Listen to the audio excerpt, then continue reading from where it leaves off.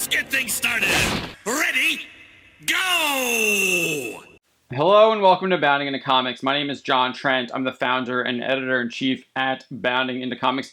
Today I got a story about Spawn creator and the founder of McFarlane Toys, Todd McFarlane, recently confirming that many of the companies that he partners with to create toys are requiring the toys not come equipped with firearms. McFarlane's confirmation came in an interview with YouTuber Shartimus Prime. Shartimus Prime brought up the subject, asking, one thing that a lot of people have been talking about recently is the banning of plastic guns coming with the action figures. Shartimus Prime then shows off his Thomas Wayne figure that does have the firearms equipped before continuing his thought, which he does, and he says, I feel like for the character it's important, it's a key part of the character. I wanted to get a little insight from your perspective on, are there no guns to be allowed anymore? Shartimus Prime continues saying, I remember being disappointed that the Peacemaker figure that you made did not come with a gun. I was like, ugh, that's a part of the character. When it's a part of the character and the story, I feel a little bit of frustration right there, and I'm kind of curious to know your perspective on that.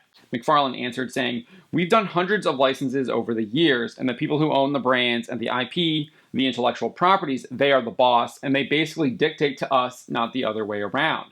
So if we say, hey, we want to make this character, and they said, nope, we don't ever want that character made, you never get to make them. It's just that simple.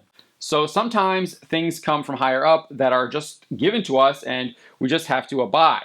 And I long ago stopped worrying about whether I agreed with them, because when you are dealing with big billion-dollar companies and they make their decisions, they assume they're doing it for the betterment of those brands and their company and their strength and all the above. McFarlane then cut to the chase, and he said, have they made a decision about guns and action figures? Uh-huh. Are we abiding by it? Uh-huh. Did they ask my opinion? Nope. Would I have done it otherwise? Of course. What are you talking about, right? We're doing the best we can given that we have a new application towards the toys.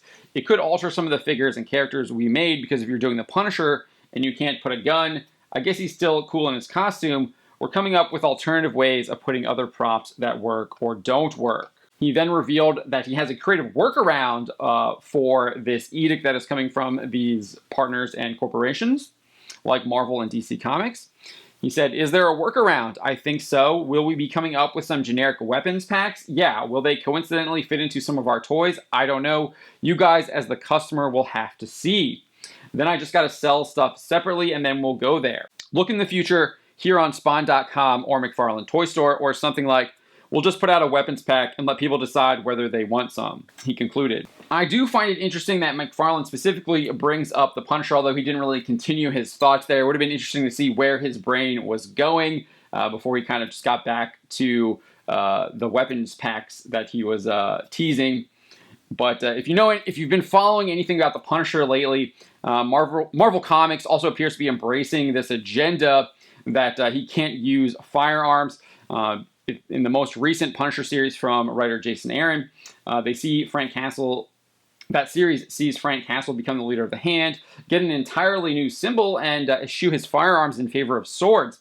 Marvel explained in their announcement of the series, after a shocking secret pushes him to become the warlord of the Hand, he now serves the Beast, a role he's been fated to fulfill.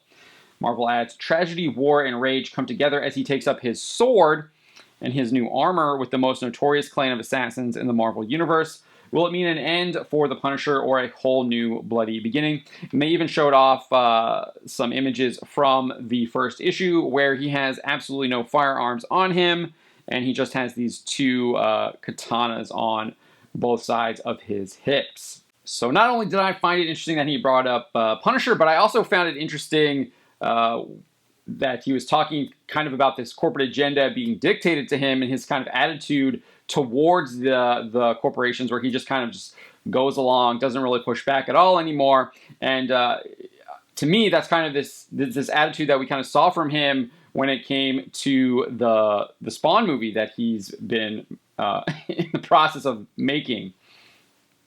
So if you crawl back in September, McFarlane revealed in an interview that one of the key things in the film that they were looking for was a non-white writer. This is what he said. We were looking ideally for someone that could bring a voice to the character on two levels. I'm just a white Canadian kid. I haven't lived the life of a man in America. of someone with dark skin. We thought it was important to get the perspective of somebody who has someone with that perspective coming in and adding a slightly different bent to what you and I, as comic book readers, already know as to what Spawn is about. So this is clearly an embrace of this like woke identity politics type stuff where only a black person can write a black character. It's an utterly ridiculous notion given the fact that McFarlane created Spawn and kind of proves that whole idea wrong just by him existing and creating Spawn, but he's now embracing it for a Spawn adaptation in Hollywood. And to me, this might be coming from his partners in Hollywood, and they're the ones kind of dictating this as companies like Marvel and DC are dictating what he can and can't do when it comes to creating toys based on those IPs and brands. And then just to kind of reiterate how far McFarlane was going with this idea of wokeness, he also said that he wanted the film to, quote, be relevant today in terms of its social content. He explained, we saw that movie. That movie came out 20 plus years ago from New Line. He's referring to the original Spawn film.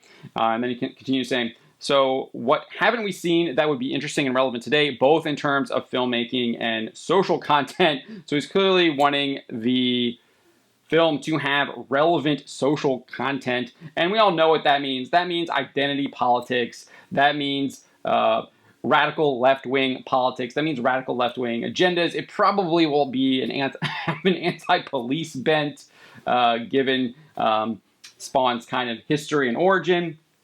So I wouldn't be surprised if that's where he's going, and that's probably, again, coming from his Hollywood partners, given that we're seeing maybe this attitude of him just kind of going along to get along. And I actually abhor that type of attitude. I think that's one of the big reasons why we're in the situation that we're in, because we don't have enough people like McFarlane who seemingly clearly disagrees with these edicts, not saying like, hey, let's stop it, let's not do this, this is wrong. Let's get back to what is right and true. Instead, he seems to be going along to get along. And I think there's a lot of room to criticize him on that. But let me know what you think. What do you make of this revelation from McFarlane that these giant corporations appear to have an anti-gun agenda? Maybe not even appear. He's seemingly confirming they do, especially when it comes to action figures. And that they're requiring toy makers to create figures without firearms. To me, again, I'll just give you a little bit more of my opinion here.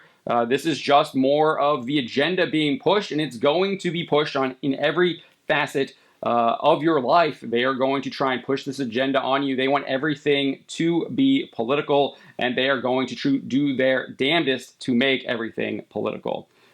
And this is just another piece of evidence showing that. But yeah, let me know what you think. My name is John Trent, and you've been watching Bounding into Comics.